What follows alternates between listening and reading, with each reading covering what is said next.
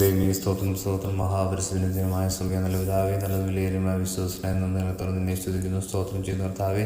എൻ്റെ ആത്മാവെ നീ വിഷാദിച്ച ഉള്ളിൽ ഞറങ്ങുന്നത് എന്ത്? ദൈവത്തിൽ പ്രത്യാശ വയ്ക്കുക, അവൻ എൻ്റെ മുഖപ്രകാശരക്ഷയും എൻ്റെ ദൈവമാവുന്നു എന്നിങ്ങനെ ഞാൻ ഇനിയും അവനെ സ്തുതിക്കും. ദൈവമേ സ്തോത്രം കർത്താവെ, ഈ പ്രഭാതത്തിൽ അടിയും വന്നിരിക്കുന്ന നല്ല വചനത്തിനെ നന്ദിനത്തോടെ നിന്നെ സ്തുതിക്കുന്നു, സ്തോത്രം ചെയ്യുന്ന കർത്താവെ.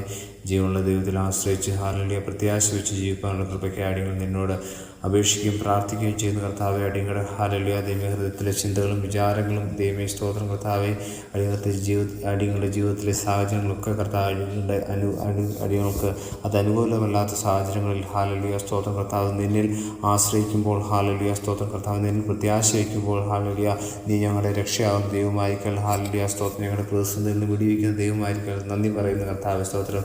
ആ ദൈവത്തിൽ ഹാലലിയ ആശ്രയം വെച്ച് ഹാലലിയ ഇനിയും കർത്താവ് നിന്നെ സ്തുതിച്ച് മാത്രപ്പെടുത്തി ഹാലലിയ നിന്നോട് നന്ദിയുള്ളവരായി തീരാൻ തക്കണം. അടിയങ്ങളെ നീ സഹായിക്കണം. ഈ ദിവസങ്ങൾ നന്മ അനുഭവിക്കാനുള്ള കൃപ നൽകണം, മഹത്വം കൊടുക്കണം. സർവ്വേശ്വരൻ തന്നെ. ആമേൻ.